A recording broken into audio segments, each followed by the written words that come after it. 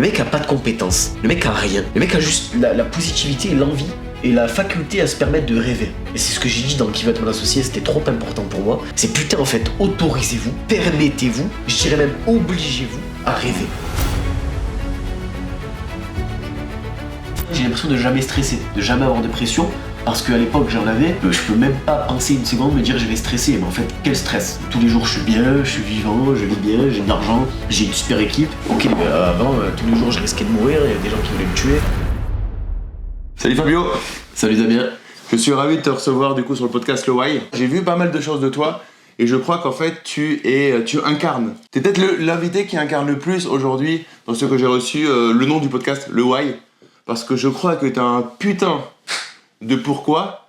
On a discuté en off et puis j'ai pu voir ça sur internet, sur les réseaux, parce que tu commences quand même à être connu. T'as un truc à l'intérieur de toi, du haut de tes 21 ans, qui est vraiment intéressant et c'est pour ça que je voulais t'avoir, donc je suis ravi de te recevoir. Alors on va parler un petit peu de ton parcours, on va parler de ce qui fait un petit peu, ce qui te fait vibrer à l'intérieur. Et normalement, je présente tous les invités, mais toi, comme je sais que tu as eu un mentor en présentation, je me suis dit non, Fabio, je peux pas le présenter, parce que je vais pas le présenter, je vais pas pitcher aussi bien qu'Anthony, je vais te laisser te présenter. Merci pour l'invitation, je suis content aussi d'être là avec toi. Écoute, moi je m'appelle Fabio, du coup j'ai 21 ans, d'ailleurs j'ai pas 21 ans, chaque fois je me trompe, j'ai 22 ans depuis quelques semaines, donc j'ai 22 ans maintenant. Ça casse le rythme de dire que j'ai 22 ans, tu vois, depuis que je passe à la télé avec la phrase « j'ai 21 ans, j'ai la dalle et je vais tout exploser ». Maintenant que je dis 22, je suis dégoûté. Moi je suis entrepreneur du coup. J'ai commencé l'entrepreneuriat à l'âge de 15 ans parce que j'ai eu des difficultés dans mon parcours de jeunesse. Et par la suite, à 18 ans, j'ai monté ma première société, du coup dans l'aménagement paysager. Je suis dans ce domaine-là, dans un domaine artisanal à la base, que j'ai su faire grandir, faire croître comme une start-up, je dirais. Et voilà, donc là, moi, je m'étends dans l'aventure entrepreneuriale au maximum, ça me plaît, c'est ce qui m'a permis en fait de me découvrir, c'est ce qui m'a permis de changer de vie. Et c'est le travail, en réalité, moi, qui m'a sauvé, quoi, littéralement. Tu vois, c'est vraiment le travail qui m'a sauvé la vie. Je le disais dans Qui veut être mon associé, mais c'est parce que c'est une pure réalité.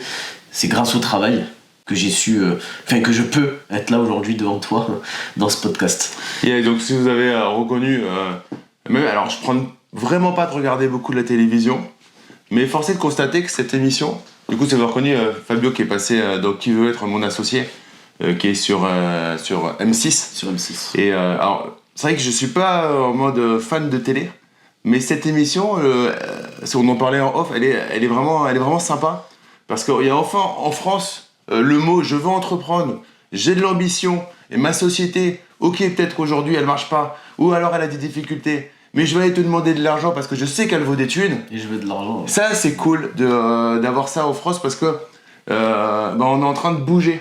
Alors c'est long en France, parce que c'est la France, quoi. C'est plus les gilets jaunes que les entrepreneurs, hein. Mais on est en train de bouger, et félicitations à cette émission qui va dans le bon sens. Donc, pour ceux, on en discutait aussi, qui se disaient, tout ça c'est pas du fake, hein, les amis, ce qui se passe à la télé. Alors souvent la télé c'est du fake, mais ça s'appelle des séries. Là c'est une vraie émission avec des vrais gens, avec des vraies personnes qui investissent chez ces gens-là.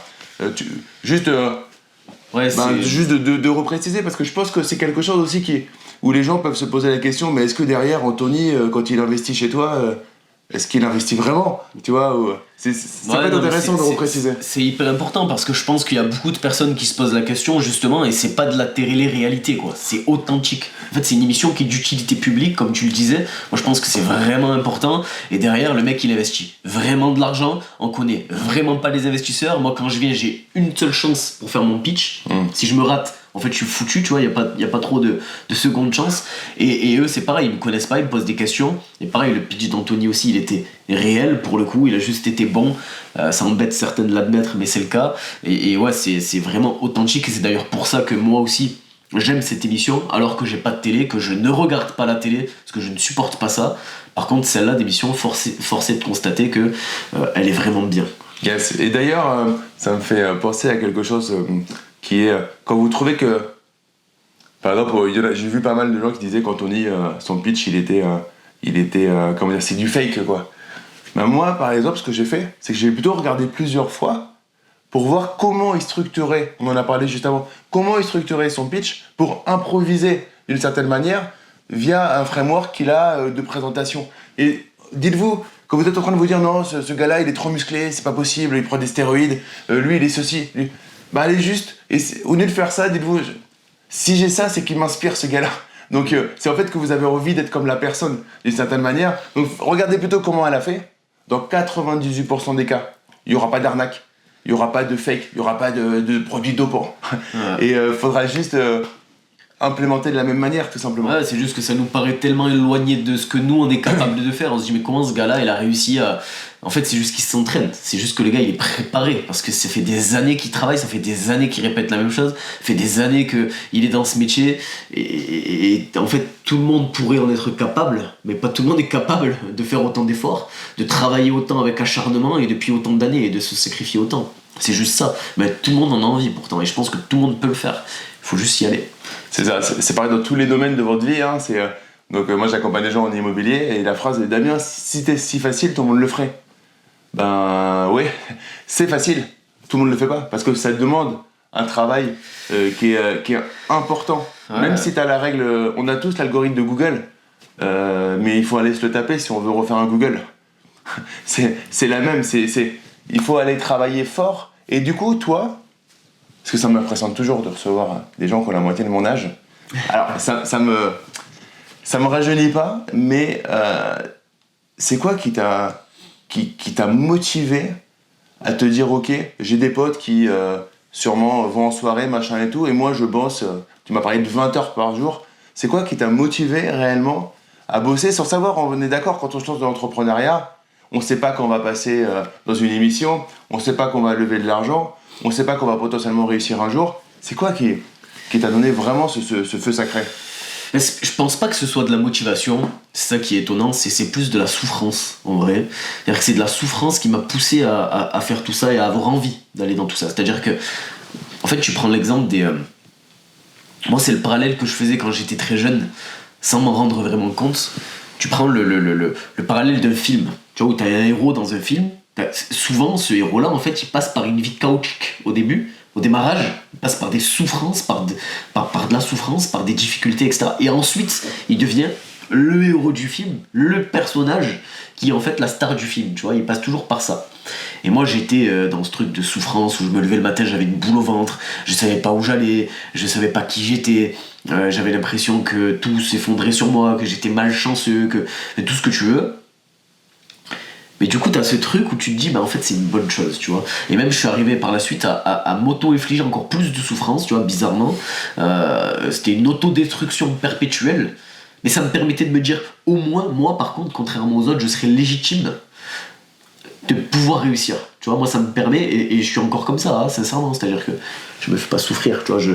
Mais dans le sens où je suis très, très, très dur avec moi-même. Mais c'est calculé, c'est pour mon bien. C'est parce que je veux mériter, et en fait, moi, j'ai besoin de me dire que je fais énormément d'efforts, que je fais énormément de sacrifices, que je souffre plus que les autres, que j'ai une responsabilité qui me permet en fait d'avoir moins de plaisir, etc.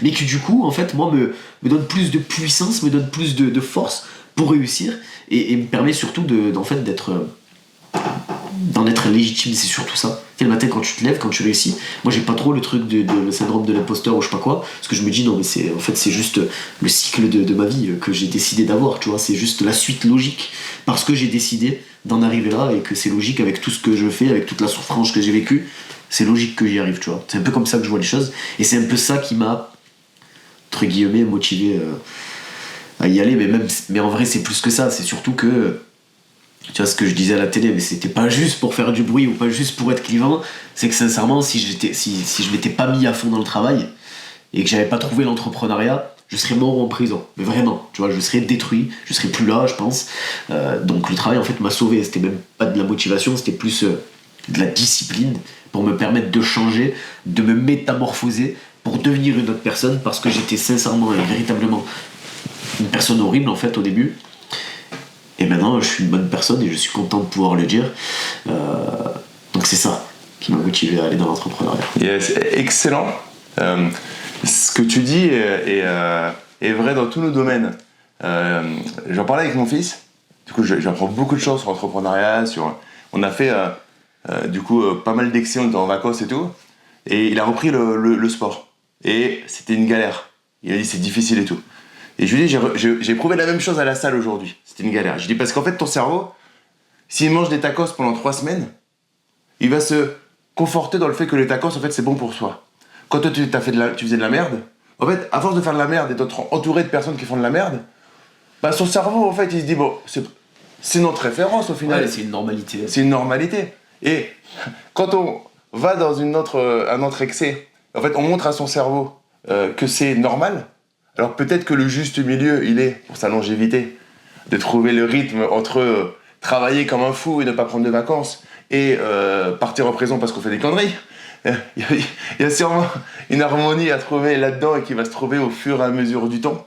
Mais en fait, votre cerveau, c'est votre meilleur ami et c'est votre pire ennemi. Parce que vous le conditionnez, il va vous conforter dans ce que vous dites. Pourquoi les gens adorent le sucre ? Bah parce qu'en fait c'est bon le sucre, votre cerveau il a envie si vous lui en donnez, il en prend. Quand t'es arrivé et que je t'ai proposé un café, tu vas me dire je prends pas de café. Donc pour toi, il n'y a pas de logique, ton cerveau te donne pas le truc je suis fatigué, je prends de la caféine. Non parce que j'en prends jamais. Parce que t'en prends jamais, voilà. Tandis que si demain, et pendant 21 jours, je te fais prendre 3 cafés par jour, t'auras l'impression que c'est grâce au café que t'as une putain de patate. Non mais c'est ça, et puis même McDo, les mecs qui mangent à McDo, etc. En fait, plus tu manges à McDo, plus tu te dis en fait j'en ai besoin, presque pour avoir de l'énergie, pour réussir aujourd'hui, j'ai besoin de manger McDo, mais alors que c'est faux.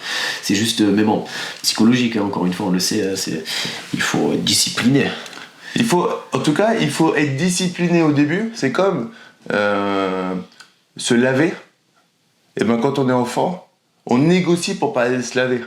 Et puis, ensuite, on est tellement allé se laver que ça devient une évidence que de se laver. Et c'est la même chose en fait. C'est à nous de choisir en fait ce qui est bon pour nous, de faire la liste de ce qui est bon pour nous, entreprendre ou pas entreprendre, mais en tout cas faire la liste de ce qui est réellement bon pour nous et ensuite que ça devienne une routine dans son cerveau. Tu connais la jauge de volonté. Si ça tape plus ta jauge de volonté parce que c'est une habitude, toi entreprendre ça te fatigue, le matin ça te fatigue pas. Alors qu'un jeune entrepreneur, le matin, oh là, j'ai tellement de tâches à faire. Mais toi, tu sais que les tâches à faire, t'en as tellement, c'est ton quotidien. Ouais, c'est ça, t'es habitué, et puis même c'est ce qui te donne de l'énergie. En fait, le plus compliqué, c'est le démarrage. D'ailleurs, comme moi je peux l'expliquer, parce que pour le coup, la drogue, l'alcool, tu vois, j'étais là-dedans, moi. Donc, en fait, quand tu dois arrêter ça, c'est ultra compliqué. Et c'est la même chose. En fait, là, tu coupes une mauvaise habitude, et t'en gagnes de nouvelles. C'est-à-dire que pendant 3 mois, j'ai fait des cauchemars, je transpirais la nuit, impossible de dormir. Et ben en fait, au lieu de dormir, j'allais courir, quoi, tu vois. Ou j'allais, je sais pas, lire, regarder des vidéos inspirantes, des trucs. Et ça a duré 3-4 mois, c'était horrible. C'est à ce moment-là, quand c'est dur, et on se rend compte qu'en fait, on en a besoin, enfin, on pense en avoir besoin. C'est là où on se dit, bon, mais il faut que je continue, en fait, je pourrais pas arrêter. En fait, c'est mon destin, je peux pas faire autrement, je dois continuer à boire, je dois continuer à fumer, je dois continuer à aller dormir, à être une larve, quoi. Alors que en fait non, c'est juste dans notre cerveau, c'est tout, c'est juste un temps qu'il faut passer, il faut réussir à affronter là, cette souffrance qui va durer peut-être quelques mois pour changer ses habitudes et ensuite en avoir de bonnes, et après c'est facile.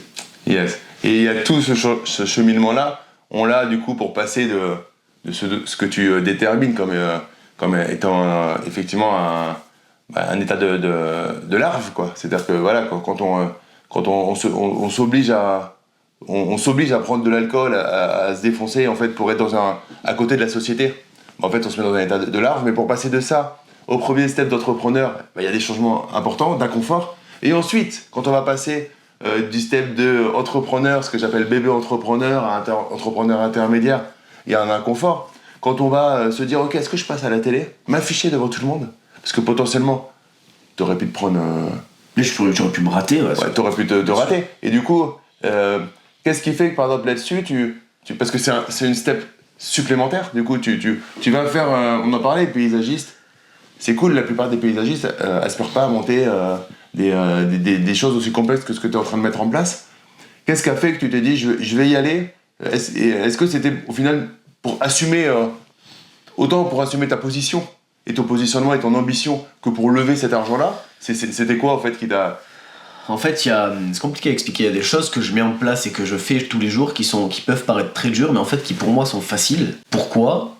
Parce que j'ai vécu des trucs difficiles. Tu vois, c'est aussi simple que ça. C'est-à-dire qu'en fait, à la télé, sincèrement, tu vois, ça fait stresser. Moi, je suis un mec introverti.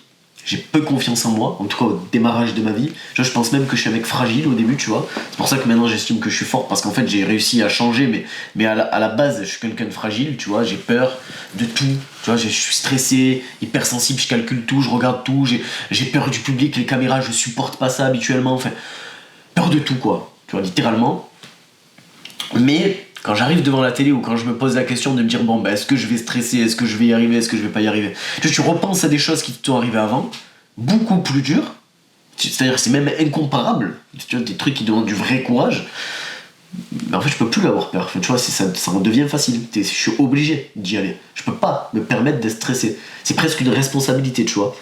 Donc moi c'est ce qui me permet de faire des choses tous les jours, où en fait tous les jours je prends des risques, où tous les jours en ce moment je fais des choses que j'avais jamais fait et j'essaye d'exceller là-dedans parce que j'ai pas trop le choix, parce que j'ai une équipe de 60 personnes qui comptent sur moi, que j'ai des investisseurs, que j'ai le truc, et qu'en plus de ça j'ai proclamé partout où je passe que je veux faire un truc énorme, que je veux, tu vois, avec n'importe quelle personne avec qui je discute, je lui raconte ce que je veux faire. En fait j'ai plus le choix, tu vois, donc de plus avoir le choix, en fait des fois est une bonne chose aussi, nous permet d'être obligé de le faire, et quand on est obligé, eh bien on le fait bien, et puis on s'efforce de s'entraîner pour être bon, tu vois. Et moi je pense aussi que j'ai la responsabilité d'avoir un impact, tu vois. J'ai la responsabilité de, je sais pas, donner de l'espoir aux gens que je rencontre, de les remotiver, de les changer, parce que j'y arrive en fait, tu vois. C'est tout con, c'est vu que j'y arrive, pourquoi je me permettrais d'aller juste prendre du plaisir et de pas en faire plus alors que je suis capable de faire plus, tu vois. Donc moi je me dis, vu que j'en suis capable, eh ben je vais tout donner, tu vois. Moi je me souviens avant, quand j'étais jeune, putain, j'y pense là. T'es encore jeune, hein, tiens. Ça fait longtemps, mais quand j'étais plus jeune, ouais, je sais, putain, c'est fou, j'ai l'impression que ça fait 15 ans que j'ai une boîte alors que ça fait 3 ans. C'est dingue ça d'ailleurs. Je me souviens, je pensais à, tu sais, des gars. Je sais que moi j'affrontais des difficultés, j'étais dans ma caravane cassée, le froid je me gelais, l'hiver je crevais de chaud, j'avais une arme à côté de moi parce que j'avais peur qu'on me cambriole, parce que j'étais tout seul dans un champ, tu vois, j'étais pas bien et tout, mais je me posais la question, je m'imaginais être, je sais pas, un mort de faim en Afrique, ou être un gars qui est handicapé et qui en fait presque ne peut plus utiliser ses bras, ses jambes, et je me disais qu'en fait j'étais chanceux, et qu'en pensant à eux, pourquoi moi je me plains en fait, tu vois? Pourquoi moi je devrais me plaindre? Au contraire, tais-toi et fonce et fais plus, parce que toi t'en as la capacité, même si c'est pas forcément facile, tu vois. Et donc les gens qui se plaignent et qui en fait font rien, eh ben, dites-vous que sincèrement, si vous avez 2 bras, 2 jambes, si vous avez un cerveau qui percute un peu, si vous avez presque pour moi la responsabilité de faire des choses, quoi, je pense. Et je pense pas que c'est une mauvaise chose. Déjà là-dessus tu soulèves un point qui est excellent, c'est déjà si vous êtes né en France, les amis, vous avez la responsabilité de faire quelque chose, par respect pour les gens qui sont nés à Madagascar ou aux Philippines, parce que, on va pas se mentir, si vous êtes pauvre aujourd'hui, par exemple, vous regardez le podcast, vous avez envie de votre liberté financière, mais aujourd'hui vous êtes pauvre, vous galérez. Mais en fait, t'es pauvre, un pauvre en France, il est riche par rapport à un pauvre à Madagascar, parce qu'un pauvre à Madagascar, il a pas de télé 107 cm accrochée au mur, il peut pas se payer internet, il peut pas mettre des choses dans son frigo. Donc là, on a une pauvreté toute relative en France qui doit nous servir de levier, si vous êtes pauvre, qui doit servir de levier. Et en fait, effectivement, vous n'avez pas de prétexte. Le prétexte que vous avez, ok, c'est vos lunettes. En fait, ce qui se passe dans la vie de tous les jours, on en parlait tout à l'heure, c'est votre vision. C'est qu'on a une vision des gens qui nous entourent. Et donc, c'est ça, c'est qu'en fait, si vous avez une vision de personnes qui galèrent, vous savez ce que vous allez faire? Vous allez galérer. Si vous avez la vision de personnes qui sont entrepreneurs et que naturellement pour eux, si tu fais pas 10 000 par mois, bah, c'est que tu t'es pas sorti les doigts du cul, bah, en fait, ça va devenir une évidence. On en parlait juste avant, j'étais à Dubaï il y a quelques semaines. Ils ont mis alors on n'aime pas, c'est pas, on s'en fout de ça, c'est chacun son avis et c'est ok. Par contre, il y a un truc qui est vrai, c'est qu'ils ont mis la barre, le référentiel très haut. Et quand tu as un référentiel très haut dans ta tête, ton mécanisme interne, il shift. C'est-à-dire qu'il n'y a rien d'impossible. Moi, j'étais dans un mastermind, tu vois, c'est 1500 balles la journée de mastermind. Mais en fait, c'est juste, moi, je paye encore 10 fois plus cher pour être avec des gens où je suis le plus bête de la salle. Parce que je sais que la vision que je vais avoir pendant une journée, mais ça va m'apporter, c'est X fois 30 sur ce qu'on va pouvoir avoir. Et ça, c'est un mécanisme, vous devez le faire. Peut-être au début, c'est juste acheter un livre, 20 balles, et ensuite vous former, ensuite prendre un mentor. Mais si vous êtes aujourd'hui, vous êtes bloqué à 200 000 euros de chiffre d'affaires, et que vous voulez aller au-dessus, bah allez voir des gens qui font 1 million de chiffre d'affaires. C'est comme ça qu'on monte. C'est avec la vision, on prend des gens qui sont comme nous, mais qui ont la vision, des gens qui sont au-dessus, et on arrête, au moins temporairement. Il y a des copains, des amis avec qui il faut... J'adore Anthony Boron, quand il est passé à mon podcast, il a dit un truc, parce qu'il a sa vision, il le dit de manière très tranchée, un peu provoque, mais qui est vraie. Il a ses potes d'une fois par mois. Donc il a gardé des potes, il les voit une fois par mois parce que c'est des discussions qui sont cool. Ça peut paraître provoque, mais la vérité, elle est là. Elle est qu'en fait, si vous gardez vos anciens potes qui n'ont pas la même vision que vous aujourd'hui, ben, on peut pas évoluer. Bien sûr. Je sais pas si est-ce que tu as gardé tes potes avec qui tu te défonçais, etc. Non, j'en ai un ou deux que je vois tous les 3 mois, mais c'est tout.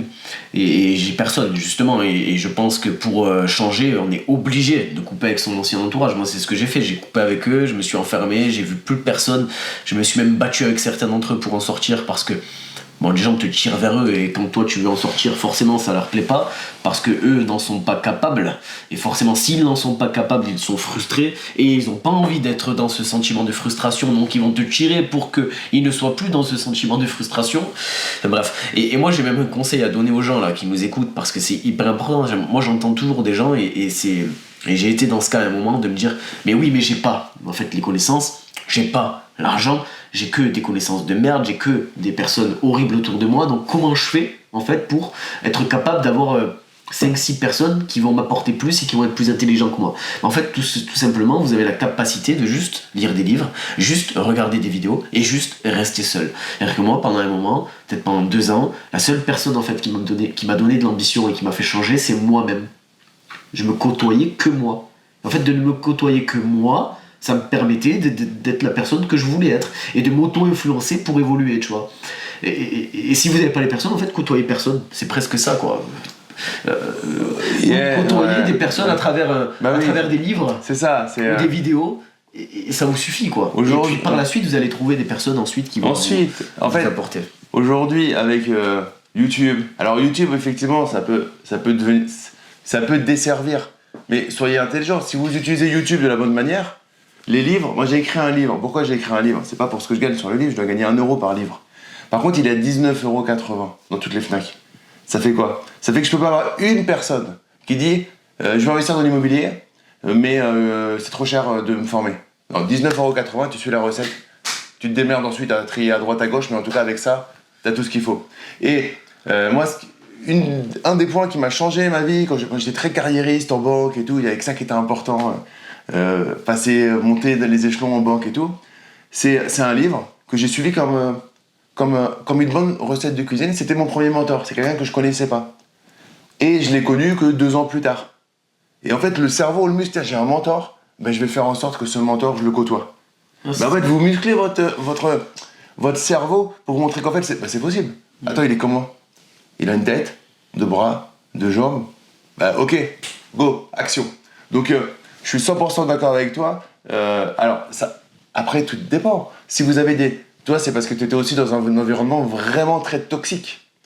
Il y en a certains qui peuvent avoir un environnement, on va dire, qui ne pousse pas vers l'avant, mais qui n'est pas aussi toxique. Du coup, vous pouvez les voir ne pas faire R à Z total. Mais en tout cas, c'est vrai qu'à un moment, vous mettez 2 youtubeurs, 3 livres, c'est votre groupe de 6 personnes. Et vous les voyez tous les jours, et vous nourrissez de ces gens-là. Je pense que tu as 100% raison. Et le pire, c'est que des fois, c'est même des personnes proches de nous qui en fait sont de bonnes personnes et nous veulent du bien, qui en fait nous provoquent du mal, malheureusement, parce que souvent quand ils vous veulent du bien, ils veulent que vous soyez en sécurité, ils veulent que vous ne preniez pas de risques, ils veulent que vous soyez en sûreté, et malheureusement, en fait, la vie, pour réussir dans la vie et pour l'affronter, il faut prendre des risques, il faut faire des sacrifices, il faut peut-être être dans des zones un peu inconfortables. Et eux, pourtant, c'est des bonnes personnes. Hein. C'est là où il faut réussir à juste bien jauger, tu vois, pas couper avec elles et pas leur dire quitte ma vie parce que c'est pas méchant. Mais il faut être capable, en tout cas, de se dire je l'écoute pas et je m'écoute moi et pas eux. Alors, on va pas se mentir là-dessus, les 2 premières personnes qui nous viennent à l'esprit, c'est vos parents. les parents régulièrement pour notre bien de sécurité, sauf si vous avez des parents d'entrepreneurs, mais souvent, malgré tout, je remarque dans ceux qu'on est Cro, de chez Cro, ils sont pas nés avec une cuillère en or dans la bouche, ils sont pas les parents entrepreneurs, ils sont allés chercher un truc qui leur manquait. Bien sûr. Moi, c'est mon cas, et je crois que c'est aussi ton cas. Et du coup, vos parents, en fait, c'est juste leur peur. Et en fait, il faut les aimer comme on aime des parents, effectivement. Mais par contre, il faut pas les écouter. De toute façon, on a passé des fois notre adolescence à pas les écouter, donc c'est pas plus compliqué que ça de pas trop les écouter là-dessus. Mais en fait, ce que vous êtes en train de faire, si vous êtes en train de vous lancer, ou si vous avez l'ambition, par exemple, de passer de 200K à 2 millions, vous êtes à 200K, vous avez une petite vie tranquille, ça va faire peur à presque personne. Et là, vous dites non, ça y est, maintenant je vais embaucher, je vais aller lever, je vais aller me diversifier. Vous allez commencer à parler un langage que les gens ne vont pas comprendre. Et ben en fait, il faut pas en parler à ces gens-là. Et il y a suffisamment de sujets. Parler d'un sujet de politique pour rigoler. Moi, des fois, ça m'arrive pour rigoler. Je peux parler de politique. C'est rigolo. C'est rigolo d'écouter les gens. Alors, le problème, c'est que je vais pas connaître, donc je vais juste lancer un truc. C'est très simple. Vous lancez un truc. Et en fait, vous regardez la réaction, et puis vous discutez. Vous discutez de la pluie et du beau temps. Vous les aimez pour plein de raisons, ils vous aiment pour plein de raisons, mais sûrement pas pour l'intelligence financière. Donc Ouais, surtout, sûrement pas pour dicter votre vie, surtout ça, dans sa globalité, parce que c'est souvent ça le cas. C'est-à-dire, on nous dit non, mais tu devrais faire ça dans ta vie. Alors, on parle même pas de finance ou d'un domaine, c'est dans ta vie, imagine, dans la globalité. Mais qui est mieux pour dicter sa vie que soi-même? C'est d'ailleurs pour ça qu'il faut apprendre à se connaître. Moi, je le répète tout le temps et je le répéterai tout le temps, parce que pour moi, c'est vraiment le plus essentiel, tu vois, c'est d'apprendre à se connaître. C'est tout bête, mais avant de vouloir monter une entreprise, avant de vouloir créer un plan stratégique pour son entreprise, avant de je ne sais quoi, bah fais-le pour toi, tu vois. alors, comment on apprend à se Toi, connaître personnellement. Moi, je pense qu'on apprend pour ma part, ok, moi je donne mon exemple. Moi, j'ai appris à me connaître en alimentant mon courage. Du coup, comment l'alimenter? En affrontant mes peurs tous les jours, en faisant des choses qui me font peur. Ça peut être, pour moi ça a été des trucs graves où j'ai risqué ma vie et j'ai fait mourir plein de fois, mais alors ça je le conseille pas, mais ça peut juste être en allant parler en public, en allant en allant dans un domaine qu'en fait on ne connaît pas et on se lance dedans, on se dit bon je vais essayer, en lisant un livre dans un domaine un peu technique dans lequel on a peur de se lancer parce que c'est compliqué, et ben on affronte nos peurs petit à petit, du coup on apprend à se connaître, on sait où est-ce qu'on est bon, où est-ce qu'on est même bon, ce qui nous plaît, ce qui nous plaît pas, quelle est notre zone de génie, est-ce que je suis un bon vendeur, est-ce que j'arrive à fédérer des gens autour de moi, non, ma qualité elle est ailleurs, et puis petit à petit on le note, tu vois. Et puis on l'utilise, quoi, on s'en sert d'expérience et on avance. Moi c'est ce que je fais, moi j'ai passé 2 mois je crois, mais vraiment 2 mois tous les jours, c'est-à-dire 60 jours, et je le fais de temps en temps, de moins en moins parce que j'en ai moins besoin, mais à écrire tous les soirs ce qui me plaisait pas dans ma vie, ce que je faisais mal, mes défauts, mes qualités, et en face comment j'allais résoudre ça. Comment il fallait que j'agisse pour changer. Et ces 2 mois-là, c'était les 2 mois quand j'avais 18 ans. Au bout de ces 2 mois, j'ai littéralement changé. J'étais une autre personne, mais vraiment, une autre personne. Excellent. Ça me pense à un exercice que je fais faire aux gens que j'accompagne. Et là, si vous nous écoutez, prenez une feuille, à la limite, mettez sur pause 2 secondes, prenez une feuille et mettez votre objectif pour la fin à 12 mois. Allez-y, mettez votre objectif à 12 mois, sans arrière-pensée. Et ensuite, notez les actions que vous avez faites sur les 4 dernières semaines qui vous amènent vers votre objectif. Et si la feuille, elle est... Normalement, ce qui s'est passé, dans certains cas, c'est que c'est très facile de mettre son objectif à 12 mois. Et derrière, quelle action j'ai vraiment mis concrètement en place? Ah mais je peux pas parce que y avait les vacances des enfants. Ah je peux pas parce que y avait ceci, y avait cela. Et en fait, si vous mettez pas en place des actions comme tu l'as fait, et en fait, vous ne pouvez pas aller vers vos objectifs. Et vos objectifs, du coup, en fait, ils sont en train de dériver. Et ce que tu as fait, c'est chiant à faire. Hein, parce que, on va pas se mentir, ça veut dire se mettre devant... moi, des fois, je fais le truc et je suis... Putain, aujourd'hui, j'étais une merde. Ouais, c'est Donc, c'est chiant. Ça. Mais si on le fait pas, on sait pas. Surtout quand tous les jours tu te dis putain aujourd'hui j'ai été une merde, quoi, que ça revient tous les jours. Tu te dis bon là il y a vraiment quelque chose à faire, mais au moins ça te met un coup de pied au cul. Tu te dis bon, si tous les soirs je rentre et je suis pas fier de ce que j'ai fait, à un moment il faut se poser des questions, quoi, parce que la vie elle est quand même courte. Qu'est-ce que je fous, quoi. Et c'est là où ça te provoque en fait un choc un peu émotionnel et tu te dis bon là il faut que j'arrête, il faut que je change. Et c'est important, vraiment c'est important. Aujourd'hui tu es un chef d'entreprise. Du coup c'est quoi ton quotidien en tant que chef d'entreprise? Ce qui est fou aussi en tant que chef d'entreprise, c'est que moi je me rends compte que chaque semaine mon quotidien change. Chaque semaine je dois être capable de m'adapter. Chaque semaine je dois apprendre de nouvelles compétences. Parce qu'aujourd'hui en fait je communique pratiquement tous les jours, je manage et je recrute. Je fais que ça. Alors qu'il y a quelques mois c'était plutôt l'aspect commercial, gestion des clients, recrutement aussi un petit peu. Je structurais ma boîte, j'écrivais des process. Tu vois, tout change. Et maintenant mon quotidien, où je dois m'adapter, en fait je manage tous les jours des personnes parce que je fais en sorte vraiment de créer une culture d'entreprise forte autour du management et de mes équipes, et je recrute et je communique, tu vois, c'est tout. C'est-à-dire que je vends ma boîte partout où je passe, je vends ce qu'on fait avec mes équipes, je communique et je recrute tous les jours. Je fais que ça pratiquement. C'est plus du tout de l'opérationnel. Alors non, c'est plus trop de l'opérationnel. J'y suis un petit peu de temps en temps parce que ça me tient à cœur d'y être pour comprendre ce qui se passe, les problématiques de mes équipes et pouvoir les aider au mieux, parce que quand il y a un gros souci, on m'appelle, en fait, et c'est moi qui dois le régler. Mais moi, ce qui est fou, c'est que j'adore ça. C'est-à-dire que moi, quand il y a une vraie galère, là, il y a 2 jours, je suis allé chez un client où on a eu sur un chantier de 60 000 €, donc c'est pas énorme, une perte sèche de 35 000 €. Parce qu'il y a eu des erreurs et parce que vu qu'on veut satisfaire le client, on a refait le chantier derrière gratuitement. Enfin, ça a été horrible. En plus de ça, le client n'est pas vraiment satisfait, mais maintenant il l'est parce qu'on est allé réparer nos erreurs et parce qu'il a vu qu'on était présent, même quand c'est compliqué, parce que c'est aussi le plus important. En fait, les gens ils vous voient quand c'est compliqué. Et moi, c'est ça qui me plaît. D'ailleurs, même dans ma vie personnelle, c'est-à-dire que moi j'aime bien être là quand c'est la galère, quand c'est dur, quand il n'y a plus de solutions, quand les gens pleurent. Je suis meilleur là que quand les gens rigolent en soirée ou quand c'est un anniversaire où tout le monde est joyeux, où là je suis pas trop dans mon élément, tu vois, bizarrement.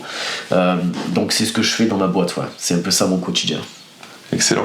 Du coup, tu as réussi à sortir de l'opérationnel. C'est depuis que tu es passé par exemple à l'émission qu'il y a eu, du coup, que tu as ouvert le capital, c'est quelque chose qui t'a aidé par exemple, ou c'était déjà le cas avant, c'était déjà carré? C'était déjà le cas avant, j'avais déjà fait une levée de fonds moi avant qu'il y ait mon associé, et c'était déjà carré. Alors ça allait de plus en plus, mais c'est pas forcément l'émission qui a changé ça. L'émission nous a juste permis d'aller plus vite, d'avoir une forte traction commerciale et d'avoir un peu plus d'argent, mais c'est pas vraiment ça qui a bouleversé tout dans le bon sens et qui a fait que j'ai structuré. Je l'avais déjà fait avant, mais ça nous a aidé forcément. Et ça m'a permis de tester la structure mise en place, parce que forcément après l'émission, beaucoup de demandes, beaucoup de messages, beaucoup d'appels, et en fait j'ai testé un peu la capacité de mes équipes, ma capacité aussi à déléguer, et force est de constater que on l'a bien fait, parce que ça a bien fonctionné.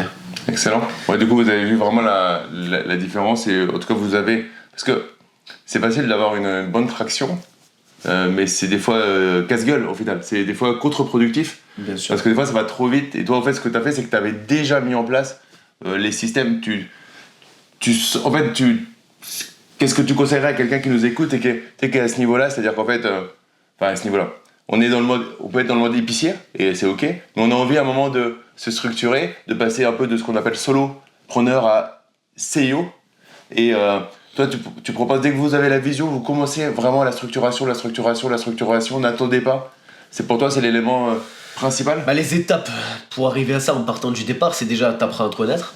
Une fois que tu te connais, tu montes un business dans lequel tu es bon, tu l'apprends à fond sur le bout des doigts, tu es curieux, tu essayes de devenir un expert. Une fois que tu es bon, ensuite tu trouves des clients, tu fais démarrer ton business, tu travailles avec acharnement. Il faut pas se mentir, il faut travailler 20 heures par jour, tous les jours, au début en tout cas. Pour le lancer, c'est obligatoire pour moi si vous partez de rien, mais en tout cas c'est faisable parce que moi avec 100 €, j'y suis arrivé, tu vois, et donc ça prouve que tout le monde peut y arriver. 100 €, pas de compétences, pas de talent, rien, aucune aide. En scooter, sans outils, on me prêtait des outils. Donc tu te lances, tu travailles à fond. Une fois qu'il y a de l'attraction qui commence à fonctionner, eh bien tu testes ta capacité à fédérer et ta capacité à recruter. Et tu t'entraînes. Là, tu définis ta vision, tu définis une stratégie, tu définis un objectif énorme, ton image future. Pour donner envie aux gens de te rejoindre, tu fédères des personnes. Une fois que tu les as fédérées, maintenant tu apprends à leur faire confiance. Parce qu'en fait, le plus important, c'est de leur faire confiance. Et pour ça, il faut vraiment s'ouvrir et se dire, bon, peut-être que je vais me tromper, peut-être que j'aurais pas recruté la bonne personne, que je vais devoir arrêter avec lui. Mais quand tu fais confiance et que la personne en face respecte ta confiance, c'est franchement magnifique ce qui peut se passer. Une fois que tu as fait ça, tu coupes ton ego, tu te dis que ces personnes-là, tu as besoin de ces personnes, qu'elles vont t'apporter des choses, et tu l'assumes fièrement, parce que sinon, elles n'auront pas envie de rester avec toi, et elles n'auront pas envie de se donner dans ton entreprise. Une fois cette chose faite, tu délègues un maximum de tâches à ces personnes, tu leur fais confiance, t'avances, et puis tu fédères encore du monde. Et après, arrivé à 3, 4, 5, 6, 10 employés, tu commences à structurer, tu crées des process, et après ça y est, la machine est lancée, tu lèves des fonds, etc. etc. Mais voilà comment je pense que l'on peut sortir de l'opérationnel, en tout cas c'est la manière dont je l'ai fait. Bon là je l'ai dit rapidement, c'est pas aussi facile que ça, mais c'est à peu près les étapes. Et du coup toi t'as pas fait d'études, t'es arrivé directement t'as commencé à 18, donc t'es arrivé directement je veux dire de la rue à l'entrepreneuriat. J'ai même pas le brevet. Yes. Et tu penses que ça a été ta plus grande force? Ça a été beaucoup de lacunes, beaucoup de difficultés au début, mais en fait c'est ce qui m'a permis de me forcer, de me dire de toute façon moi j'ai pas le choix, donc c'est aussi une chance en fait. La chance c'est juste de se dire bon, moi je suis vraiment foncièrement nul, je suis foncièrement pas intelligent, c'est ce que je pensais au début. Maintenant je me trouve un peu plus intelligent qu'avant, heureusement, mais je l'étais vraiment pas, je captais rien, c'était difficile pour moi de comprendre, enfin bref. Et donc ça te pousse à te dire que tu vas devoir travailler plus que les autres, voilà c'est tout, et ça c'est une bonne chose, et ça c'est une chance, ça te donne cette force là, voilà, tu te dis bon mais moi j'ai pas le choix quoi, il va falloir que je charbonne, il va falloir que le soir quand j'ai fini de travailler de minuit à 2h du matin, eh bien j'apprenne le sujet, et ça va peut-être mettre du temps, mais je vais avec acharnement continuer à apprendre, continuer, et puis après tu prends confiance en toi, parce que quand toi tu vas chercher tes compétences et que tu vas les absorber à travers le travail, à travers le sacrifice, à travers l'effort, en fait le lendemain t'es fier quoi. Tu te lèves et tu te dis moi je le mérite, moi je suis confiant, je suis bien dans mes baskets parce que j'ai travaillé comme un malade moi, pour y arriver, pour acquérir tout ça. Et moi c'est un peu le ressenti que j'ai tous les matins quand je me lève, c'est pour ça que je me dis en fait que rien ne peut m'arrêter, qu'en fait je suis capable de tout, et que je veux devenir, je sais pas, multimilliardaire, que je veux tout exploser, que je veux révolutionner le monde du paysage, que je veux en devenir le représentant, le numéro 1, et je suis confiant en fait de me dire ça tous les matins, parce que je sais que j'ai travaillé comme un malade pour y arriver, et que je me sacrifie tous les jours, donc je le mérite en fait. Et du coup t'es confiant dans cette position. Excellent. Moi je trouve que, est-ce que tu penses que le fait de ne pas avoir appris, parce qu'en fait des fois quand on apprend, mais on apprend mal. Par exemple un ingénieur, il apprend bien certaines choses, mais à côté de ça il prend plein de lacunes pour l'entrepreneuriat parce qu'il veut tout compter, tout avoir les trucs. Et des fois, le fait de désapprendre ce qu'on a appris, en fait, peut être plus compliqué, parce que toi, au final, ta force, parce que tu dis que c'est une lacune, mais pour moi, ta force, c'est que tu connaissais rien. Ça fait que tout ce qu'on te disait étant neuf, tu n'avais pas un avis sur les choses ou une façon de penser. C'est vrai que c'est un bon parallèle que tu es en train de faire là, très important, parce qu'en fait, ça te permet de dicter ta propre vie et de t'imaginer tes propres choix et tes propres capacités aussi à apprendre, capacités à réussir, parce que t'as pas d'exemple, parce que tu suis pas quelqu'un, et en prenant ça par exemple, tu suis pas donc tes profs ou une certaine école qui essaye de t'apprendre certaines choses, et puis même de pas avoir de mentor. C'est-à-dire que moi j'ai jamais eu de mentor, c'est-à-dire que je me suis toujours débrouillé tout seul, même si oui, la première personne qui m'a un peu motivé c'est Bernard Tapie, tu vois, il m'a apporté un déclic, mais tu vois, t'as pas de personne qui... tu vois, Anthony Bourbon aussi, il est inspirant, mais t'as pas de personnes que tu vas suivre, tu vois. Et en fait, c'est une bonne chose. Moi-même, mes apprentis, c'est ce que je leur dis. Je leur dis, moi, chez moi, vous allez être autodidacte. C'est-à-dire qu'il faut que tu sois capable d'apprendre tout seul. Je serai là pour te driver, je serai là pour te rebooster, je serai là pour te soutenir, pour t'aider sur des grosses problématiques, sur des sujets importants, mais je veux que tu te débrouilles. Moi, je veux que tu ailles chercher les informations tout seul, parce que tu en as la capacité, parce que tu te dois d'en avoir la capacité. Parce que partout maintenant, sur internet, sur YouTube, les livres, t'as toutes les informations que tu veux, tu peux devenir le plus grand développeur sans avoir aucune école. Et donc moi c'est vrai que c'est ce que je dis même à mes apprentis, et c'est une super chose, je leur laisse la liberté, je leur mets pas de, entre guillemets, mentor qui va être là, leur dire non mais c'est comme ça qu'il faut faire, c'est telle manière, parce qu'ils apprennent par eux-mêmes, et ils deviennent des fois bien meilleurs que si je leur avais mis quelqu'un qui en fait était très bon dans leur sujet, et qui aurait essayé de leur dicter comment faire. Et moi c'est ce qui s'est passé, je suis content de n'avoir pas eu un entrepreneur autour de moi qui m'a en fait expliqué comment gérer l'entrepreneuriat, parce que sincèrement je pense qu'il m'aurait bloqué, je serais pas allé aussi vite. Yes, t'aurais. Alors un mentor en mode applicatif, parce qu'après un mentor c'est ça peut être aussi juste en mode inspirationnel, c'est-à-dire Ouais. Inspirationnel, c'est bien, par contre. Effectivement, je connais pas le sens exact du mot mentor. Moi, je disais ça plus dans le sens où t'as quelqu'un qui vient tous les jours te dire il faut faire comme ça. Comme un prof, quoi. Voilà, ça c'est horrible. Après, quelqu'un qui t'inspire, ça c'est hyper important. Moi, je pense que vous devez choisir 2-3 personnes les plus inspirantes pour vous et les suivre à fond. Et ne pas essayer d'en regarder 20 et en fait... juste de dilapider votre concentration parce qu'il y en a 20 qui vous inspirent, suivez-en 2 et putain, essayez de faire comme ils ont fait. Moi j'ai vu un jour une interview d'un gars, je sais plus qui c'est, je crois que c'est Mike Tyson, qui disait en fait suis une seule personne, regarde comment elle a fait pour réussir, mais suis la meilleure, tu vois, la numéro 1, le champion mondial, et regarde comment il a fait. Et si toi tu sais pas, que tu te connais pas, eh bien suis ses pas. Et ensuite tu verras. Ensuite, une fois que tu auras commencé à évoluer en suivant ses pas, tu le feras à ta manière. Mais pour démarrer, en fait arrête de réfléchir, suis ses pas. Écoute ses conseils, il fait exactement comme il a fait lui. Et tu verras par la suite. Et tu vois, c'est pas trop bête ça. Parce que vaut mieux ça, suivre quelqu'un, le recopier presque même. Et une fois que tu te connais, une fois que tu commences à réussir, tu le fais à ta manière, tu deviens toi, il faut pas que tu recopies quelqu'un parce que c'est une mauvaise chose. Et pour ceux qui ont vraiment aucune idée de où ils vont et de comment y aller, eh bien en fait recopier quelqu'un. Ouais. Moi je sais pas, il y a un jeune là qui est dans la drogue, il a 15 ans, il nous regarde, eh ben, il sait pas comment faire, eh ben, suis juste comment j'ai fait. Là je viens de t'expliquer les étapes, eh ben, reproduis-les. Et en fait il verra que ça va fonctionner. Et ensuite il le fera à sa manière, dans son domaine à lui, dans ce qui lui plaît à lui, avec ses qualités et ses forces à lui. Mais ça lui permet d'avancer et de démarrer. Ça, je pense que je suis 100% d'accord avec toi, et quand j'accompagne des personnes, je leur dis en fait ton choix il est assez simple. Est-ce que tu veux que je sois ton mentor pendant une période? Et pendant cette période-là, ce que je vais te demander, c'est peut-être de regarder une ou deux autres personnes, mais c'est d'arrêter de regarder tout ce qui se passe. Parce que c'est pas que tout le monde a raison, tout le monde a tort, tout le monde peut avoir raison. Et par contre, à un moment, le cerveau, il a trop avoir de choix. Plus on donne de choix, tu vas sur A, sur B ou sur C. Je sais pas. Ok, va sur A. J'y vais alors. Et le cerveau, des fois, je disais tout à l'heure, hein, ça peut être un super ami et ça peut être vraiment un gros ennemi, son cerveau. Du coup, il faut lui donner le moins de choix possible. Vous kiffez quelqu'un, bah suivez-le.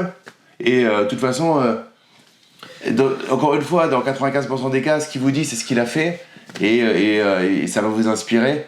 Et effectivement, si... je sais pas si dans notre audience, on a des jeunes drogués.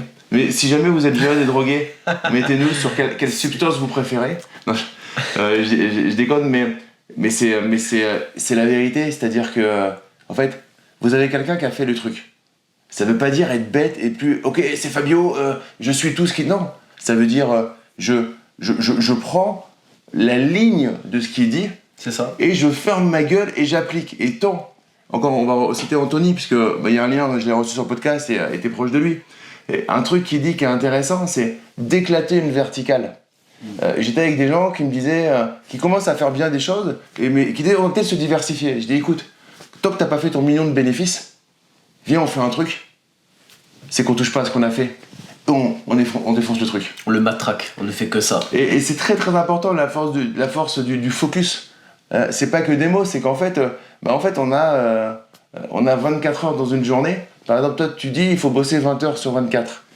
C'est pas faux. Mais d'un autre côté, si vous bossez 20 heures sur 24 pendant 40 ans, non, vous allez mourir. Mais on n'y arrive pas, et puis c'est pas possible. Et puis vous allez mourir. C'est juste pour démarrer où il faut savoir faire ce sacrifice-là. Et du coup, autant le faire sur une discipline. On peut devenir un expert d'une discipline en très peu de temps si on y met tous les efforts. Et ensuite, vous passerez par effet cumulé à d'autres choses. Toi, avant d'arriver là où tu es, tu étais paysagiste avec tes outils. Avant de penser, même si peut-être que des fois, en faisant le truc, tu disais ça serait bien que je structure et tout. Et le premier truc que tu as fait, c'est que t'es monté en compétences fortes sur ton métier premier. Ouais, tu te concentres sur une seule chose. Au début, je me concentrais juste pour être capable de bien débroussailler. Tu vois, ça paraît fou maintenant, un peu au niveau où je suis là, mais je me concentrais juste comment bien débroussailler, comment bien tondre comment bien prendre un souffleur, souffler le jardin pour être sûr qu'il reste pas une feuille, que le client n'ait rien à me dire, être minutieux, etc., etc. Une fois que ça fait ça, ensuite tu apprends à bien élaguer, à bien construire des murets, tu passes une étape au-dessus. Ensuite tu apprends à bien vendre ton projet, te vendre, parce que c'est bien beau d'avoir les compétences techniques, mais si t'as pas la faculté de te vendre et d'aller proclamer en fait à tes clients et même au monde, je dirais un peu tes qualités, ce que tu peux leur apporter et ce que tu vas leur apporter en étant confiant, ça fonctionne pas. Derrière en fait t'auras personne, donc il faut apprendre à faire ça aussi. Et puis petit à petit en fait t'apprends des compétences, et moi c'est vrai que ça allait très vite, donc à chaque fois c'était pendant 3 mois j'apprends ça à fond, et putain ça va vite, je passe à l'étape d'après, et je passe à l'étape d'après, maintenant je suis manager, maintenant je suis recruteur, maintenant je dois communiquer, tu vois, je suis leader, je dois faire des discours à mes équipes, je fais des conférences, je dois être bon là-dedans, tu vois, ça va très vite, donc faut être capable aussi d'emmagasiner, en fait de subir, du coup non pas de subir, mais d'absorber de la meilleure des manières toute cette pression, tout ce stress cumulé, parce que même moi j'ai l'impression de jamais stresser, de jamais avoir de pression, parce qu'à l'époque j'en avais. C'est vraiment, quand je compare à ce que je fais aujourd'hui, c'est trop facile. Je peux même pas penser une seconde me dire je vais stresser, mais en fait quel stress. Non, tous les jours je suis bien, je suis vivant, je vis bien, j'ai de l'argent, j'ai une super équipe. Ok, avant, tous les jours je risquais de mourir, il y a des gens qui voulaient me tuer, enfin c'était... tu vois, c'est autre chose. Donc le stress, tu l'emmagasines beaucoup mieux, mais il est quand même là, tu vois. Donc il faut être conscient qu'il sera toujours là. Il faut être capable de le gérer de la meilleure des manières, en contrôlant. Moi j'aime bien le contrôle. Après, encore une fois, avec votre ambition, c'est-à-dire que copier, ça veut pas dire... Fabio, il a une ambition forte, multimilliardaire, mais en fait, c'est son ambition. C'est-à-dire que ce qui est intéressant, c'est de voir, ok, c'est comme un très bon livre, je sais pas si moi je lis, j'aime bien lire, des fois j'aime pas, il y a des parties du livre que j'aime pas, et pourtant je trouve que c'est un excellent livre, parce qu'il y a des bonnes parties qui m'inspirent beaucoup. Et là, c'est la même chose, c'est-à-dire que, à votre échelle, c'est peut-être juste gagner, je vais pas faire de chiffres, parce que pour moi c'est du bullshit, mais avoir suffisamment pour ne plus avoir à compter dans votre vie. Et ça représente X euros d'argent. Ça veut dire pouvoir vous habiter à un endroit que vous aimez pas, pouvoir aller habiter à un endroit que vous aimez. En fait, vous servez de l'énergie et de l'impulsion de quelqu'un, et vous sculptez, vous mettez exactement le design, vous modélisez le bonheur de votre vie. Et ce bonheur-là, par contre, on peut pas le copier, parce que ce bonheur, il est très personnel. C'est personnel, bien sûr.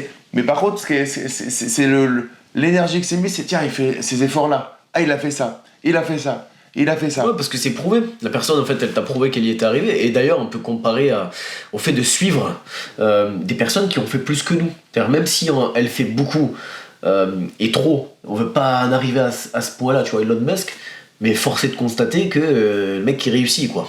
Et que si tu suis lui, tu auras plus de chances d'y arriver en le suivant lui, peut-être pas à son échelle, en suivant un gars qui a juste fait, je sais pas, 1 million, si tu suis le gars qui a fait 1 million, tu auras peut-être 100 000.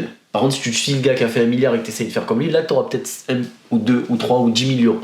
Parce que tu suis un exemple qui est plus fort, qui a été meilleur dans son domaine et qui a fait plus de choses. Donc forcément, si tu suis le meilleur, tu as plus de chances d'être le meilleur, je pense. Yes, ensuite, alors ouais, vous pouvez vous dire, c'est pour ça qu'il faut toujours être un bon sceptique et tester ce genre de choses, parce que vous dites, ouais, mais je veux pas la vie de machin et tout. On va reprendre l'exemple d'Anthony Bourbon. Moi, je veux pas de la vie d'Anthony. Ça m'intéresse pas. J'ai pas du tout le même modèle de vie. Ça, pour moi, les enfants sont très importants, mon foyer est très important, et pour lui, quand on parle juste de mon enfant, il a des sueurs. Donc, mais par contre, et on en discutait en off tout à l'heure, par contre, son cheminement, la manière son goût à l'effort pour y arriver m'inspire. Et je trouve ça très intéressant. Donc encore une fois, il faut toujours prendre de la hauteur et vous construire, on en parlait tout à l'heure, votre mentor. Aujourd'hui, 2024, nos prétextes. Il y a tout ce qu'il faut pour y arriver du fin fond de votre campagne. Vous pouvez sortir, honnêtement, paysagiste. Moi, j'en connais plein des paysagistes qui sont à la journée en auto-entreprise. Jardinier même.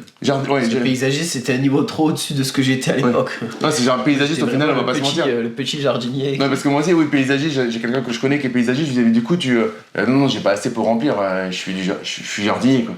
Et en fait, donc ça montre bien que tout est possible. En fait, c'est ça qu'il faut... Aujourd'hui, ce qui est intéressant, et c'est pour ça que je voulais t'accueillir, C'est que des fois, j'accueille des personnes, je pense à Rémi, de Truchy de Varennes, conseiller financier, voilà, c'est tout prédisposé. Donc c'est cool. Mais toi, rien ne te prédisposait sur le principe. T'as commencé jardinier, mais à part avec ta compétence, tu dis comment cette putain de compétence que je suis en train d'acquérir, je peux ne pas la gâcher et la scaler. Est-ce que ça se fait? Est-ce que ton déblocage il s'est fait parce que je suppose que ça doit être long quand même, on va pas se mentir. Les 3 heures à passer dans un jardin à parler à personne. Moi c'était horrible, hein, parce que quand je faisais ça, le comble c'est que moi je suis. En plus je le vis là maintenant avec toi, je suis enrhumé, j'ai des allergies au pollen. Tu vois, ces trucs tout con. Mais je vous assure, avoir une allergie au pollen en travaillant dans des jardins tous les jours. Dans le sud de la France. Rempli de pollen, c'est-à-dire toute l'année. En fait, il y a une saison pour le pollen, mais en fait, dans le jardin, quand tu tailles une de cyprès, toute l'année, en fait, il y a du pollen. Et moi, toute l'année, je souffrais, j'étais là, j'éternuais. Et tu vois, rien que ça, en fait, ça m'a fait souffrir. Après, le travail manuel, à la base, je ne suis pas manuel. Je n'aime pas ça. C'est fou, hein. Je faisais que ça, pourtant. Bref, mais pourtant, je suis resté dedans. Ça m'a fait beaucoup souffrir. Je me disais... Après, j'ai aimé ce métier, et j'aime toujours ce métier, parce que je trouve ça magnifique de travailler dans la nature. C'est pour ça que je pense que c'est un métier que je vais rendre à la mode. Et avec mes équipes, on veut en devenir les représentants. Ça compte pour nous parce que je pense que c'est un métier existentiel qui est super important et qu'il faut relever à la hauteur de ce qu'il mérite. Et c'est ce que l'on souhaite faire, c'est ce que l'on va faire.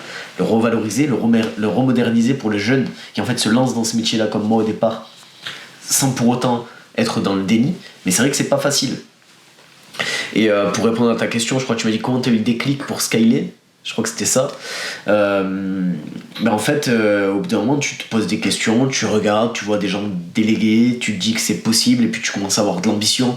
Moi, j'ai toujours été très ambitieux par contre. J'ai toujours su que j'allais ou mourir ou faire quelque chose de grand. Tu vois, vraiment, ça, j'ai toujours eu ce truc-là. Mourir en grand. Mourir, voilà. Et donc j'ai mis toute mon ambition, toute mon énergie dans les jardins. Et je me suis dit que forcément ça allait payer parce qu'en plus de ça, je me suis dit que pas beaucoup de monde, en fait, peut-être potentiellement avait mon ambition dans les jardins. Et maintenant que j'avance, je me rends compte qu'effectivement c'est le cas et que je suis content d'être dans ce milieu-là. Parce que c'est ça qui me permet de me démarquer et de tout exploser dans ce domaine. Et du coup, juste très rapidement par rapport à ce que tu viens de dire, si des gens, même si c'est pas forcément la cible du podcast, mais peut-être que voilà, le nom peut attirer, ou le référencement.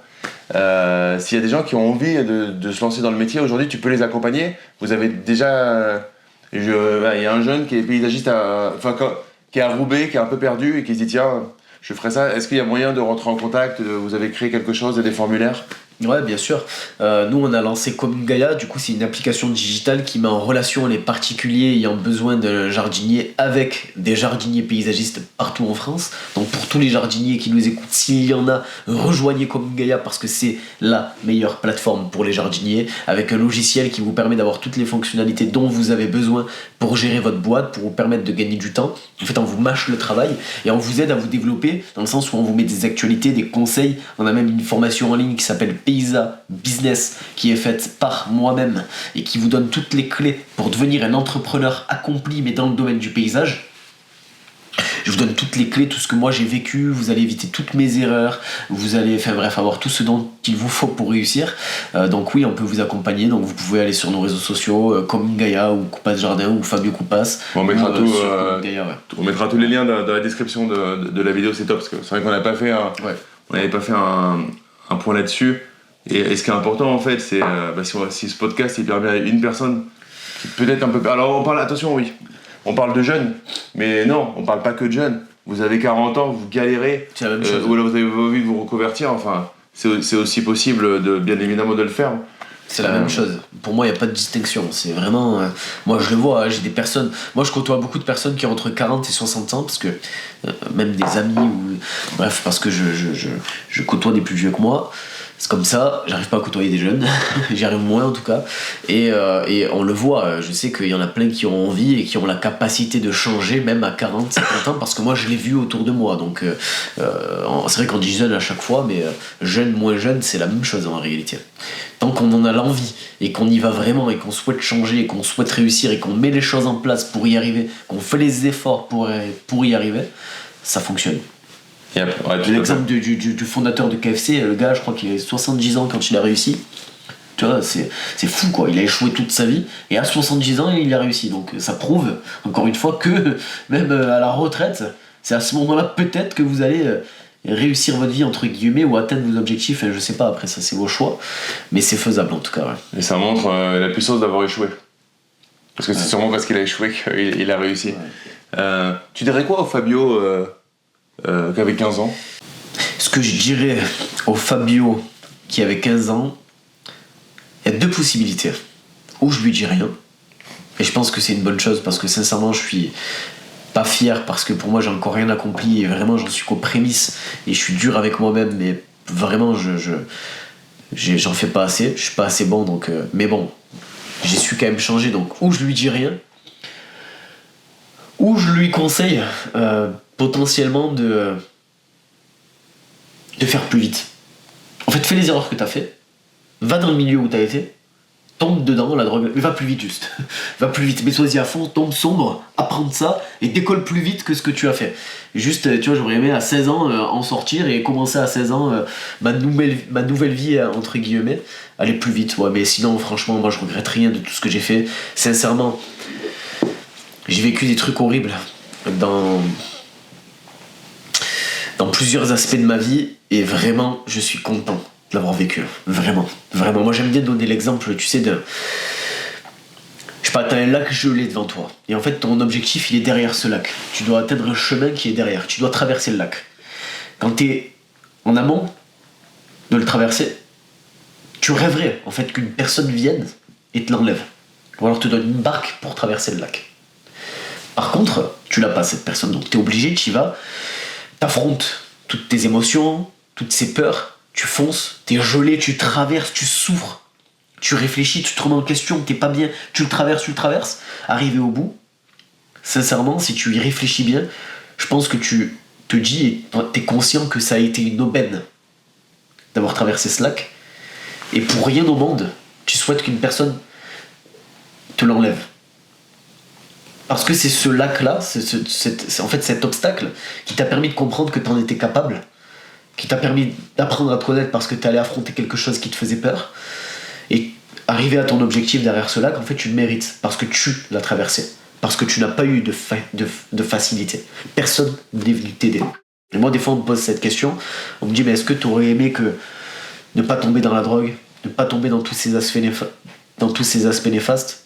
Évidemment que quand j'y étais, c'était mon rêve qu'une personne m'enlève tout ce mal-être, tout ce truc où je me lève le matin, je suis stressé, où j'ai pas eu de jeunesse en fait parce que je voyais trop la vie de manière pragmatique et je souffrais tous les jours. Évidemment que j'aurais aimé qu'une personne m'enlève tout ça. Mais après l'avoir vécu, après avoir traversé tout ça, évidemment que je suis content de l'avoir traversé, tu vois. Yeah, c'est excellent. C'est peut-être la situation que vous avez aujourd'hui, ça vous êtes peut-être dans un de mal-être. Mais en fait, toujours se dire que déjà, quand on est dans un élément, qu'est-ce que je peux tirer de bon de ça ? C'est-à-dire que tant qu'on n'est pas mort, entre guillemets, on est encore dans le game et on peut rebondir. Pour moi, c'est ce qu'on entend dans ton discours, et que cet obstacle-là, ça sera peut-être votre plus grand ressort pour tout défoncer dans quelques temps, si vous avez l'intelligence de prendre la situation difficile avec de la hauteur. Par exemple, un des enfants qui ont été malades, ou une grave maladie, ont un niveau de maturité de malade mental. Yeah. À 18 ans, parce que d'une certaine manière on leur a volé leur enfance avec une grave maladie, mais quand ils ont la chance de s'en sortir, à 18 ans c'est des killers. Parce qu'ils ont une maturité qu'un enfant lambda ne peut pas avoir. Et ça c'est... il faut se créer en fait, faire en sorte que, comme on dit, à tout malheur, bonheur est bon. Que dans le malheur que vous avez à un moment, qu'on peut avoir, on a tous. Alors, faut pas confondre stress et malheur, mais on a tous des situations difficiles à certains moments. En fait, faisons en sorte, comment on peut faire en sorte que cette situation-là, elle te fasse aller beaucoup plus haut ensuite. Toi, t'en es un exemple vivant, mais en fait, on a tous des bads à certains moments. Et si on se sert de ce bad pour remonter, moi j'ai perdu mon père il y a 2 ans, et tu vois, on l'a accompagné jusqu'à son dernier souffle avec mon frère. Tu sais, arrive des fois un truc que t'as pas envie d'avoir, c'est les médecins qui te disent c'est fini, qu'on a tout essayé. Et il a fait un dernier souffle. Tu sais, un truc assez dur. C'est la première fois que je vois quelqu'un mourir, devant moi. Et je me dis tiens, je suis triste. Du coup, qu'est-ce que je fais de ça? Je m'enfonce dans une tristesse ou je m'en sers pour rebondir? Et en fait, je me suis dit en fait, je vais avoir un putain de dernier souffle. Et moi, j'ai un mantra là-dessus, c'est qu'aujourd'hui, c'est peut-être la veille de ma mort. Parce qu'il y a un truc qu'on sait pas, on espère le plus tard possible, mais d'en parler, normalement, ça l'attire pas. C'est qu'un jour, on va mourir. Peut-être demain, je me lève, une crise cardiaque, c'est fini. Et du coup, si on se dit que c'est toujours, on est la veille de notre mort, en fait, c'est une force. Et du coup, ça m'a donné, j'avais une difficulté, j'en ai fait un point fort. Du coup, à chaque fois, on a la capacité en nous, en fait, de faire comme tout le monde au final. Tu sais, y a une charge supplémentaire, on va au grand point et puis on manifeste. Ou alors on essaie de gagner plus d'argent. Enfin, à un moment, si t'as besoin de thunes, soit tu l'attends de l'État, soit tu bouges ton cul. Non, c'est ça. C'est vrai que nos plus grandes fragilités, nos plus grandes faiblesses, nos plus grandes difficultés, et ça peut, surtout ça peut, c'est juste vous qui le décidez en fait, c'est tout, devenir nos plus grandes forces. Mais ça ne tient qu'à vous. C'est si vous décidez et si vous avez la bonne perception des choses, vous pouvez les transformer en une force extrême. Moi, je vois des psys de temps en temps, et j'en parlais, tu vois, avec... parce que moi, j'ai pas honte de le dire, et je parlais de ma fragilité. C'est-à-dire que moi, je pense qu'au fond, en fait, je suis ultra fragile, mais je pense que cette fragilité, c'est devenu ma plus grande force, et c'est pour ça qu'aujourd'hui, je pense être très fort, tu vois, très puissant. C'est-à-dire que rien ne peut m'arrêter. Je sais que... En fait, des fois, je me pose même la question, j'ai l'impression de ne plus avoir de cœur. Alors, c'est paradoxal, j'ai l'impression de beaucoup avoir de cœur sur certaines choses et ne plus en avoir sur d'autres parce que je suis devenu très dur et que truc. Et que même la mort, en fait, ça me touche plus, tu vois, j'ai pas peur de ça. Mais parce que j'ai transformé ma fragilité en une force qui me permet, en fait, d'affronter la vie et on en a tous besoin. Et moi, j'ai envie de rajouter un truc qui est hyper important parce que tu m'y as fait penser tout à l'heure, je sais pas pourquoi, faire un parallèle sur tu connais One Piece? Je connaissais pas moi ce manga là. J'ai regardé une série sur Netflix. Le film, je crois, c'est un film d'une série de 8 épisodes incroyable. Moi, je veux que les gens la regardent parce que c'est un jeune, tu vois. Même si c'est fictif, on s'en fout parce que ça peut être réel. Le mec a pas de compétences. Le mec a rien. Le mec a juste la positivité et l'envie et la faculté à se permettre de rêver. Et moi, c'est ce que j'ai envie de dire aux gens, et c'est ce que j'ai dit dans Qui veut être mon associé, c'était trop important pour moi. C'est putain, en fait, autorisez-vous, permettez-vous, je dirais même obligez-vous à rêver, en fait. À rêver et à croire en ce rêve. À en croire à la possibilité de ce rêve. Parce qu'en fait, c'est possible, même s'il paraît complètement inimaginable. Et moi, j'essaye de penser comme ça tous les jours. Moi, je vois le gars One Piece, là, Luffy, roi des pirates, qui veut redevenir... En fait, au début du truc, il dit à tout le monde se fout de sa gueule. Je suis en train de devenir le roi des pirates, tu vois. Alors que le mec, c'est un petit jeune rigolo, il fait rire tout le monde. Et ben moi, je me vois un peu comme la même chose, tu vois. Moi, je veux devenir un des plus grands entrepreneurs. Je ferai tout pour y arriver. Sincèrement, je pense sincèrement que je vais y arriver parce que je suis vraiment prêt à tout sacrifier. Tu vois, j'ai pas de copine, j'en veux pas parce que ça me fait perdre du temps. Je suis prêt à tout sacrifier. C'est mon choix, c'est vraiment pas ce que je conseille aux autres. Mais je pense que je suis tellement prêt à tout sacrifier jusqu'à même mourir pour y arriver que je serai un des plus grands entrepreneurs. Je l'espère, je le veux le devenir, à l'image de Luffy, tu vois. C'est fort ça. Et j'en rajouterai un truc là-dessus, c'est que tout le monde en a rien à faire de vous. En fait, quand vous avez compris qu'en fait les gens n'ont rien à faire de vous, c'est-à-dire que des fois vous allez vous dire tiens mais qu'est-ce qu'ils vont penser si je pense que je veux être pété de thunes. En fait ils vont rien penser, ils vont penser 3 secondes quelque chose, mais en fait vous n'existez pas pour les gens. Alors c'est dur ce que je dis mais c'est la vérité, c'est-à-dire que en fait on se fait beaucoup de mourons sur ce que les gens vont penser de nous, nos parents, nos frères, nos sœurs, oncles, tantes, nos amis. En fait, ils n'en ont rien à faire de vous. Soyez vous pour vous. Mais tout le monde est égoïste. C'est ça. Dans la vraie vie, c'est... Alors, ça fait horrible de dire ça, mais je vous assure qu'on est là pour se dire les choses sur le podcast Le Why, et c'est la vérité. Les gens n'ont rien à faire de vous. Donc, vous, la seule personne qui peut vous rendre heureuse, c'est vous. Donc, exactement par rapport à ton exercice que j'adore, ne vous mentez pas, écrivez réellement, moi ce que j'appelle l'exercice du miroir, regardez-vous dans le miroir, ok, Ça sert à rien d'en parler aux autres. Et regardez ce que vous voulez vraiment atteindre. Et si vous voulez l'atteindre, défoncez le game pour l'atteindre. Mais ne vous mentez pas. Les gens n'ont rien à faire. Et les gens, honnêtement, moi je me fais insulter sur les réseaux quand tu es une personnalité publique et que tu parles d'argent. Mais en fait, alors je vais pas donner le nom, je te le donnerai en privé, je vais pas donner le nom comment je les appelle dans le podcast, mais en fait, aujourd'hui, je suis que 3 secondes d'une insulte sur un truc, ça m'atteint pas par rapport au fait que je kiffe ce que je fais. Et il faut avoir cette force, les amis. En 2024, c'est fini. Vous voulez être libre financièrement et vous gagnez 2000 balles par mois, vous serez jamais libre financièrement dans votre situation. C'est des maths, vous n'y arriverez pas. Je vous le dis, vous mettrez 100 balles de côté par mois, ça marchera pas. Même s'il y a des vidéos où on vous dit que c'est possible, mais dans la vraie vie, il faut gagner plus d'argent. Donc il faut aller se bouger les fesses. Ça passe par l'entrepreneuriat, par l'immobilier, par ce que vous voulez. Mais il va falloir faire des choses différemment. Vous êtes auto-entrepreneur, ce qu'on appelait avant micro-entrepreneur, vous avez une vision micro. Ça portait je trouvais le nom mieux en micro-entrepreneur que auto-entrepreneur. Auto, je trouve que ça veut rien dire. Tandis que micro, ça vous montrait. Tu veux être tes micro-entrepreneurs ? C'est cool. Mais t'as une vision micro. C'est pas grave. Mais où tu l'assumes, où tu sais que tu te dis, ok, j'avais quelqu'un que j'accompagne en motoring, qui a du mal à passer le cap, je dis, micro, ça veut dire que t'as une vision micro. Alors tu me dis que tu veux embaucher, que tu veux structurer. Donc assume. Crée ta boîte. Lance-toi. C'est factuel. Une image vaut 1000 mots. Bien souvent.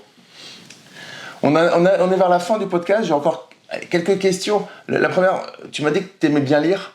Ouais. Est-ce que tu pourrais nous donner 3 livres majeurs pour toi ? Un livre que j'ai bien aimé récemment, c'est L'art d'être un chef.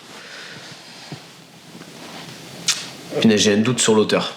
L'art d'être un chef, vous allez le retrouver. On mettra dans la... De toute façon, vous avez dans la description de la vidéo, vous avez une page où je vous mets les lectures recommandées, donc les miennes, et au fur et à mesure des invités, je rajoute, donc on la rajoutera dans la page de lecture recommandée. Ensuite, moi je conseillerais la biographie de Bernard Tapie, parce que ce gars-là nous prouve en fait que tout est possible. C'est-à-dire que c'est pas le plus grand entrepreneur, c'est pas la personne qui a gagné le plus d'argent au monde, comme Elon Musk. Par contre, contrairement aux autres, lui il nous prouve que tout est possible, parce qu'il a réussi dans plein de domaines différents. Et c'est ultra puissant. Donc moi je vous conseille son livre à lui. Et le 3e, L'homme le plus riche de Babylone. Yep, excellent. C'est le premier livre que j'ai lu. C'est un des premiers livres que j'ai lu. Et il m'a beaucoup aidé sur ma perception de la vie autour de la finance et de la liberté financière et de comment générer de l'argent. Et je pense qu'il est super fort ce livre. Voilà les 3 livres que je peux conseiller. Excellent, c'est la première fois qu'on me donne L'homme le plus riche de Babylone, qui est effectivement un livre j'allais dire d'obligation. Dans le parcours entrepreneur, gestion financière et tout, c'est un livre qui est pour moi très pertinent. Si tu avais une baguette magique, tu changerais quoi à ta vie ? Si j'avais une baguette magique, je pense que je ferais en sorte d'être encore plus discipliné, c'est tout.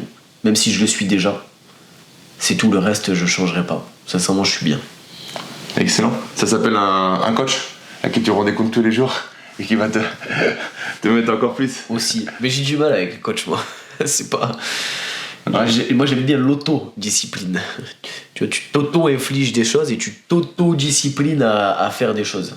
J'ai du mal avec une personne qui me pousse. J'ai tendance même quand une personne me pousse à faire le contraire. À faire le contraire et à avoir encore moins envie, tu vois. D'accord. Ouais. Excellent. Faut trouver en fait la manière dont tu on vois, est. Encore une fois, ça, c'est apprendre à se connaître. C'est ça. Je me connais, je sais comment je fonctionne, c'est juste ça. Excellent. Alors on arrive à la fin du podcast.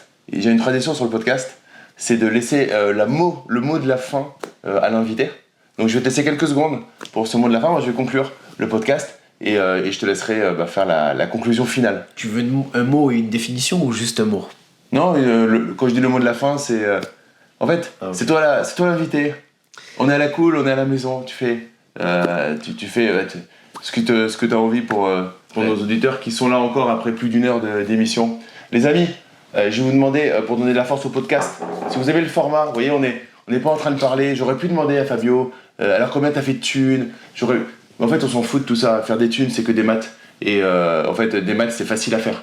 C'est l'étape avant qui nous intéresse. C'est savoir le cheminement qui nous amène à pouvoir aller faire de l'argent. Donc c'est ça qu'on voit dans le podcast Le Why. C'est tout ce qui va nous mettre vraiment ce pourquoi qui derrière nous fait que le reste devient facile. Donc les amis, si vous avez aimé l'épisode, en tout cas, mettez un avis 5 étoiles, partagez, commentez et abonnez-vous. Moi ça me permet en fait de remonter dans le jeu des référentiels. On est pas mal à faire des podcasts, je tente de le faire avec un angle différenciant de tout ce qu'on peut voir. On n'est pas ici pour voir moi, ma vie, mon œuvre, on est là pour pouvoir vous impacter et vous donner certaines choses qui peuvent vous servir tout de suite au quotidien. Donc donnez du pouvoir au podcast en le partageant, en le likant et en vous abonnant. Et le mot de la fin, merci déjà à Fabio d'être venu, et le mot de la fin pour Fabio. Le mot de la fin, le courage. Ayez du courage. Moi je pense que le courage, on l'oublie trop souvent, mais c'est la base de toute chose. Avec le courage, vous allez vous libérer du regard des gens. Avec le courage, vous allez oser vous lancer. Avec du courage, vous allez oser croire en vos rêves. Avec du courage, vous allez réussir votre vie. Et avec du courage, vous allez devenir la personne que vous voulez être.